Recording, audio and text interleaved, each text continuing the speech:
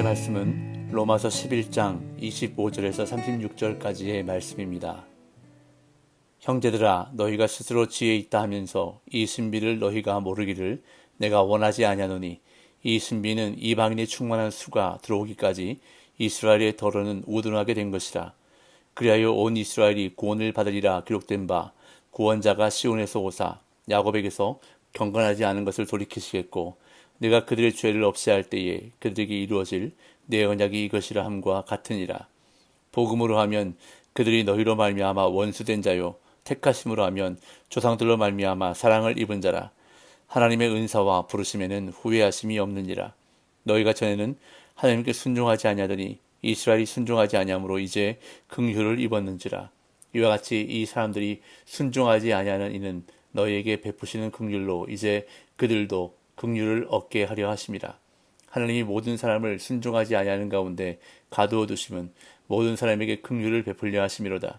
깊도다 하나님의 지혜와 지식의 풍성함이요, 그의 판단은 헤아리지 못할 것이며 그의 길은 찾지 못할 것이로다. 누가 주의 마음을 알았느냐? 누가 그의 모사가 되었느냐? 누가 주께 먼저 드려서 갚으심을 받겠느냐? 그는 만물이 주에게서 나오고 주로 말미암고 주에게로 돌아갑니다. 그에게 영광이 세세에 있을지어다. 아멘. 로마서 9장에서 11장까지의 결론이라 할 수 있는 11장은 어떻게 하나님이 이스라엘 민족에 대한 약속을 신실하게 지키고 계신가를 보여주고 있는 장입니다.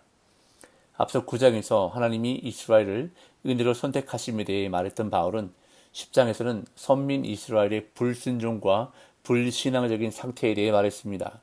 그런 다음 이제 11장에 와서는 하나님이 신실하지 못하고 실패한 선민을 버리지 않으시고 그들을 돌이켜 마침내 구원의 백성이 되게 하신다는 하나님의 오묘하고 비밀스러운 계획을 바울은 서술하고 있습니다.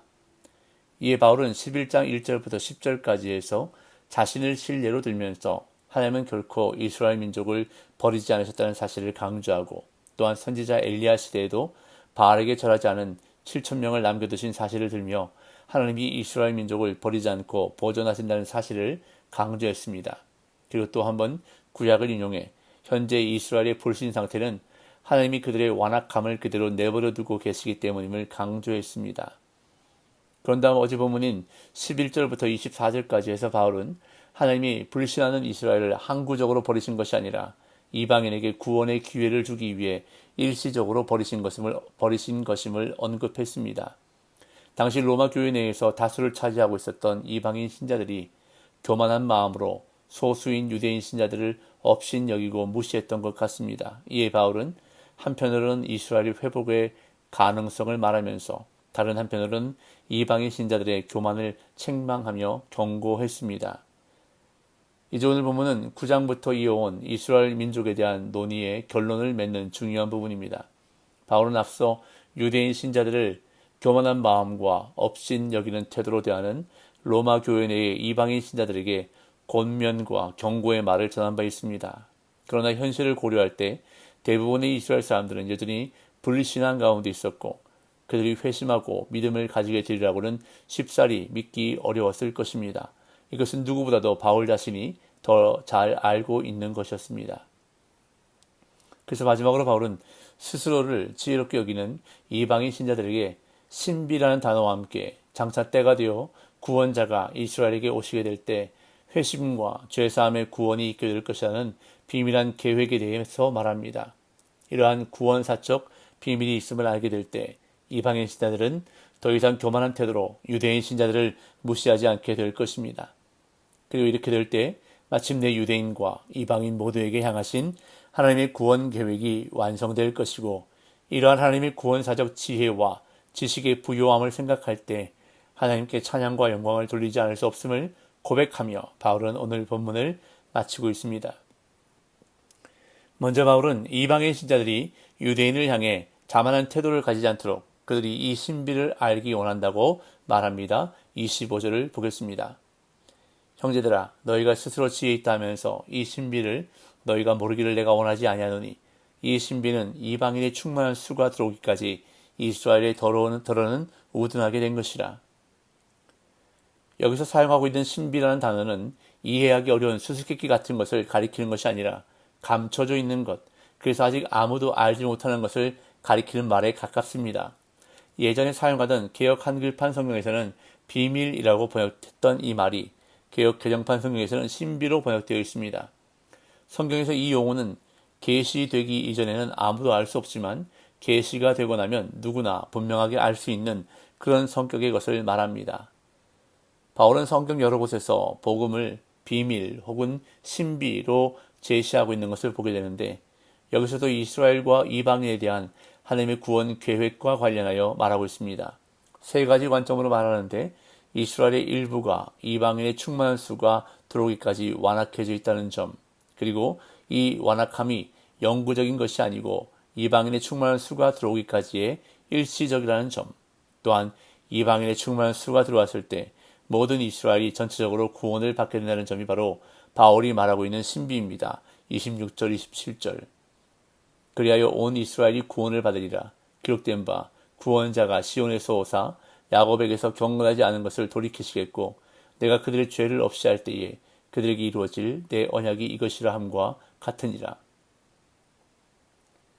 바울은 이방인의 충만한 수가 들어왔을 때 그리하여 온 이스라엘이 구원을 받으리라고 말합니다. 여기서 온 이스라엘이 무엇을 뜻하고 있는지 구체적으로 말하고 있지는 않지만 이스라엘 민족 전체와 관련해 사용하고 있음을 짐작하게 됩니다. 바울은 이 문제와 관련해 하나님의 행동하심을 강조하기 위해 신적 수동태 동사 구원을 받으리라 라는 단어를 사용합니다. 이것은 이스라엘 전체의 구원이 하나님의 특별한 행위에 의해 이루어진다는 것을 암시합니다. 또한 바울은 이사야 59장 20절과 시편 14편 7절 말씀을 혼합하여 인용하면서 하나님이 야곱의 죄악을 돌이키시리라는 희망적인 예언을 인용합니다. 결국 온 이스라엘의 구원은 실패한 이스라엘이 다시 회복되는 것으로 완성될 것임을 바라보고 있는 것입니다. 이어 바울은 이스라엘 민족의 구원과 관련한 하나님의 약속이 어떻게 하나님의 긍휼하심으로 그리스도 안에서 성취되는가를 설명하면서 현재 이스라엘이 이방의 구원을 위해 일시적으로 복음의 원수가 되어 있다고 말합니다. 28절. 복음으로 하면 그들이 너희로 말미암아 원수된 자요, 택하심으로 하면 조상들로 말미암아 사랑을 입은 자라. 믿지 않는 이스라엘은 이중적 특성을 갖고 있었습니다. 복음의 관점에서 보면 그들은 그리스도의 복음을 거부했기 때문에 하나님의 원수입니다. 하지만 선택의 관점에서 보면 그들은 하나님께 선택받았기 때문에 하나님께 사랑받는 사람들입니다. 그렇다면 여기서 이런 의문이 생깁니다. 대다수의 이스라엘이 복음을 거부했는데도, 그래서 하나님의 원수가 되었는데도 그들은 여전히 하나님께 사랑받는 사람들인가? 라는 의문입니다. 거기에 대한 대답은 바로 그렇다입니다. 왜냐하면 하나님은 은사와 부르심을 후회하지 않으시기 때문입니다. 29절. 하나님의 은사와 부르심에는 후회하심이 없느니라. 하나님은 부르심과 은사를 다시 되돌리지 않으십니다. 언젠가 필연적으로 그 부르심과 은사들은 효력을 발휘합니다. 유대인을 부르시고 그들에게 은사를 주신 것이 하나님의 실수가 아니며 반드시 이루어질 구원이 담겨 있다고 바울은 말씀합니다. 그러면서 하나님은 후회하지 않으시는 부르심과 은사의 효력을 이방인에게서도 찾고 있다고 말씀합니다. 30절 32절.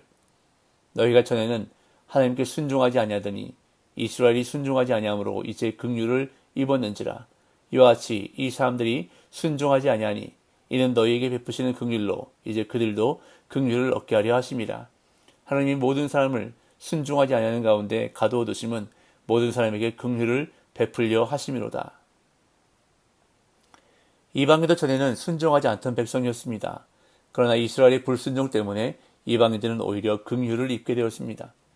바울은 바로 이와 같은 긍휼의 법칙이 이스라엘의 불순종에도 적용된다고 말하는 것입니다. 이방인이 불순종 가운데 긍휼을 얻은 것처럼 이스라엘도 하나님으로부터 긍휼을 얻을 것이라는 말입니다. 이제 이방인이 구원 얻은 방식이 유대인들에게 모델이 되어 그들을 구원할 것이라는 말씀입니다. 이렇게 하나님은 이방인과 이스라엘의 불순종을 오히려 그들을 향해 긍휼하심을 나타내는 기회로 삼으신다는 것입니다. 즉 인간의 불순종을 통한 하나님의 긍휼하심의 승리입니다.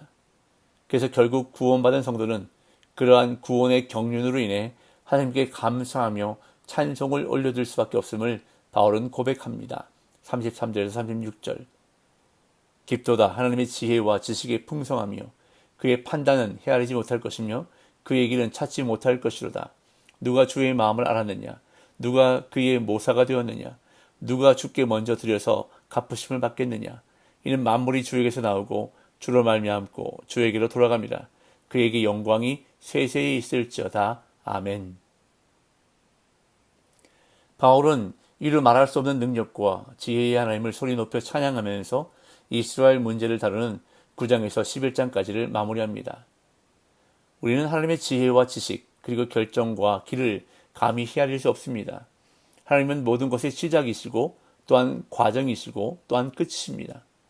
그렇기 때문에 우리는 오직 하나님께 영광을 영원토록 돌리며 살아야 하는 것입니다.